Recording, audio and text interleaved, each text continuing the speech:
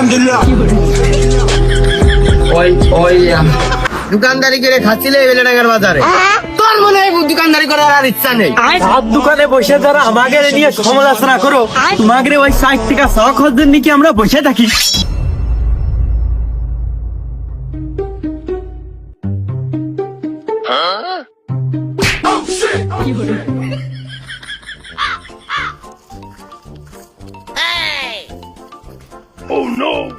না মানে মুই তো খালাম হেনে বেটা লাগলেও আমার হাত এখন সাক্ষী মনে নেই হয়ে গেল। ये कैसे हो गया?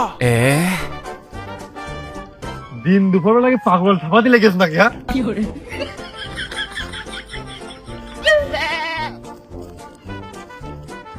স্পষ্ট দেখলাম। দুর্বল মনে করলাম আমার মনে হয় কেউ চুরি করার দিকে ফেলেছে, আইসে মাছ শুরু করেছে। আমি তো এখন চুরি করতে যাইনি। আমার লাভ লস নেই, আমার লাইফটাই লস।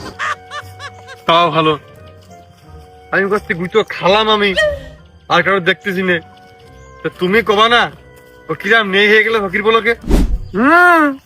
চুরি করার অভিজ্ঞতা আমার 20 বছরের। আর সন্ধে হলি তো প্রকৃতির সাথে আমি মিশিয়ে যেতাম, টের পাইতো না লোকে। এখন দিনমান দিলে আমার পোলাতি হইলো। गजब टू विवाद आदमी। আমি তো চুরি মুড়ি কিছুই করিনি, তাহলে আমি ভাই ভাবছিলাম কে? তা ভাই তুমি চুরি করো কে?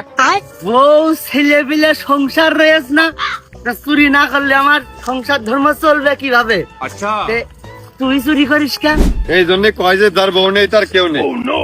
মানে আমার পেট নেই, ঘর সংসার নেই, খাওয়া লাগে না, পড়া লাগে না, ঘুমানো লাগে না, টাইট কিনা লাগে না, আমি সংসার জীবনে আবদ্ধ হবো না সামনে, তাহলে আমার তো ওই জন্যই চুরিটা করা লাগে।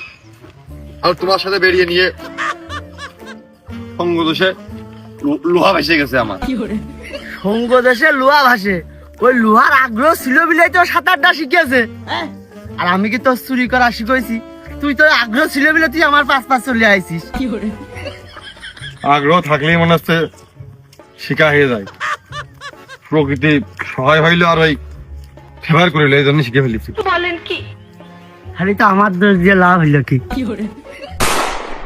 ওই ভাই টান দেন দিন, টান দেন, হাটের বেলাতে হয়ে গেল। Oh no!